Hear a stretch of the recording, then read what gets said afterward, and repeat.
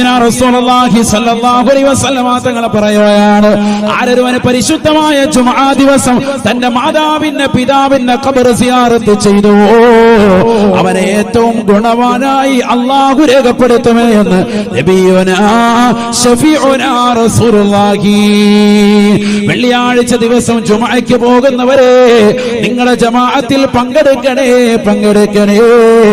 ആ ജുമുഅയിൽ നമസ്കാരത്തിന് ശേഷം വാപ്പയുടെ ഖബറിന്ന് പോകണേ, ഉമ്മാന്റെ ഖബറിന്റെ സമീപത്തേക്കൊന്ന് ചെല്ലണേ. അസ്സലാമു അലൈക്കും യാ അബീ, അസ്സലാമു അലൈക്കും യാ ഉമ്മീ. വാപ്പാ ഉമ്മ എന്ന് വിളിച്ചൊന്ന് സലാം പറയണേ.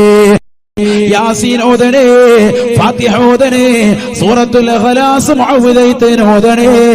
അതിൻ്റെതാകുന്ന തത്തുല്യമായ പ്രതിഫലം അവരുടെ ഖബറിലേക്ക് മിസ്ല സവാബ് ഹദിയ ചെയ്തുകൊണ്ട് അല്ലാഹ്